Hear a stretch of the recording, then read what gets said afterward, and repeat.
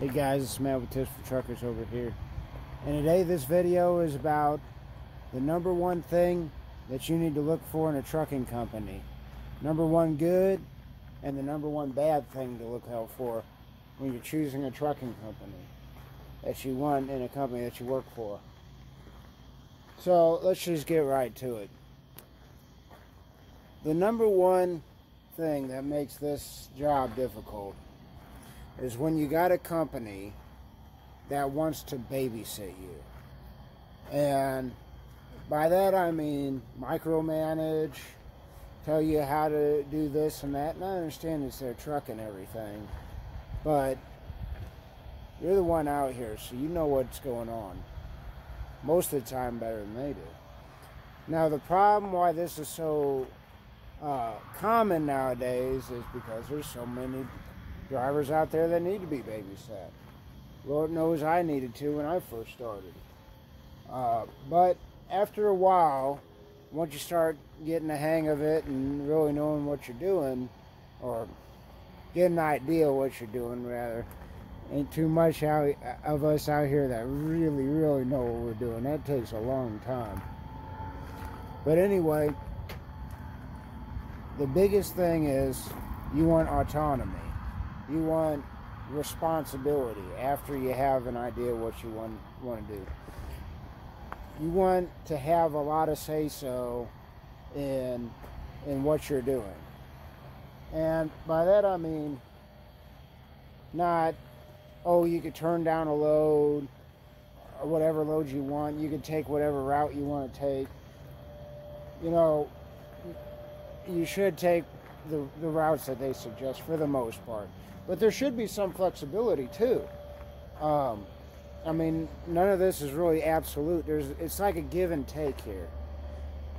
So obviously, like I said, if it's their equipment, they're basically the final say in what needs to be fixed on the truck and this and that. Now, you could obviously say if the truck is just plumb unsafe and not legal for the road, you could refuse to drive it. But you can't, make them do something to the truck that's trivial. So that's a big thing, and where it's kind of, you got to have a good middle of the road. And a lot of these good companies, they're real middle of the road like that. So, for example, I really like it here with this company, because if I find something on the truck that I know needs fixed. I saw some tires that were starting to chunk here. They had a lot of tread, but I said it's not safe. My company replaced them. No argument, no issue.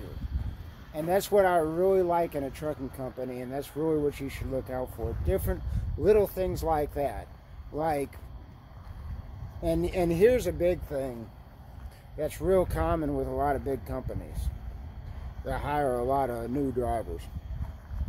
As soon as 15 minutes after your 10-hour break is up, let's say you're in there, you're brushing your teeth or getting coffee or whatever, and you don't have to be where you're loading. You have plenty of time to get to where you're loading, and your company calls you up and says, "Oh, Matt, what are you doing? Your 10-hour break's up. Why don't you start driving?" A lot of these companies are getting to be that way, that bad. And that's not what you want. You want, be able to set your own schedule. That's one of the best things about this job, and it's one of the things that can make it very difficult if companies stifle it, is the independence and the autonomy. And like I said, out here,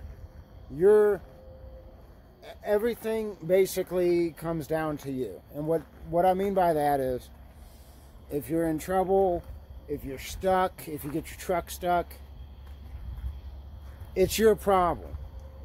Now, my friend Rich has a real good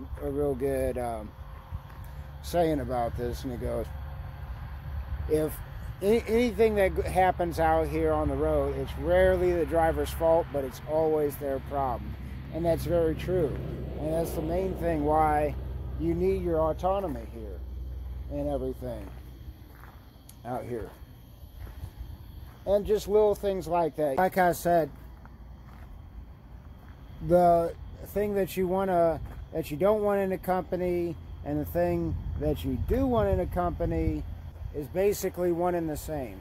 You want to work for a company that gives you a decent amount of independence and, you know, lets you set your own schedule for the most part. Don't be late, but set your own schedule.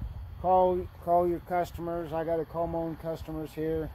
When I call up my company and ask where they want me to fuel, we don't have, it's not what, you know, the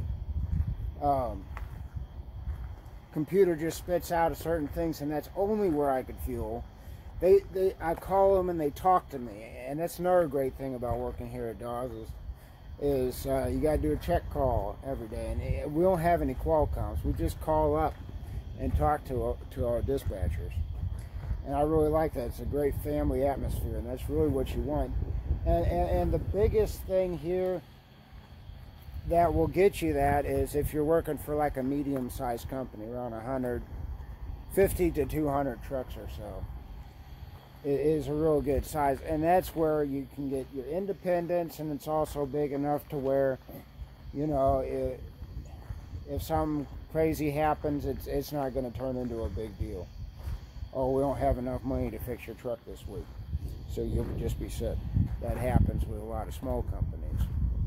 But like I said, with the big companies, you're pretty much going to be micromanaged and babysat. Watch out for, as far as your company giving you flexibility, is your appointment times. You know, let's say my appointment time is, you know, tomorrow, but the customer says I could deliver it today, and I call them up, everything's squared away and all that.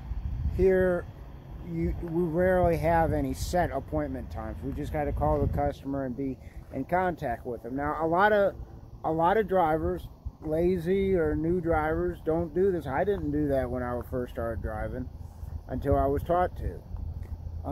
Call your customers, do all this. I have other videos and all that. But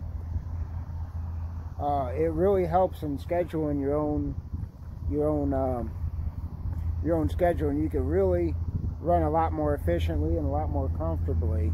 You know, if you load today and reload today or whatever, and they'll make it easier for a weekend, get your reset, whatever it may be. It just makes it easier. But a lot of drivers don't want that, and that's absolutely fine. And there's companies out here for everybody. But after you get, well, let me go back. A lot of drivers don't want that because they don't want to have to call the customer. They just want to read on the Qualcomm what time this delivers. Okay, I need to be there at 8 o'clock. Okay, here's the directions to there. And they don't want to call the customer for directions. They don't want to set up an appointment time. They don't want to have to think about it. And that's perfectly fine. But I'm just saying, the best companies to work for, you do all that. You know, I have to tell my company, you know, I keep an eye on my maintenance intervals and everything, and I'll let them know. And there's a big advantage to that as well, is like you get more in tune with your truck and everything. You got to know what's going on. It gives you more of an idea of when you need to, you know, you open up the hood and you say, hey, this fan belt is going bad or whatever. It's been 500,000, needs to be changed, or anything like that. And you know, trucking, it's not just jumping in the truck and driving. It is for a lot of people, but it shouldn't be for most of us. And that's probably the biggest reason why, like I said, I'll say it again, you want a good amount of autonomy out here because of that, because things just don't go as smoothly when you just jump in the truck and put it in drive and go. So yeah, if you're looking for a good company, and after you've been driving, you got a couple years under your belt, look for a company that lets you do your own thing and actually lets you do quite a bit of work. You know, you think, oh, it's all this stuff I'm not getting paid for. Actually, it ends up working out in the end because, like I said, you could run more efficiently. Well, that's basically it. I kind of rambled on here, but this is something I really feel strongly about. It's Matt with Tips for Truckers. Have a great day.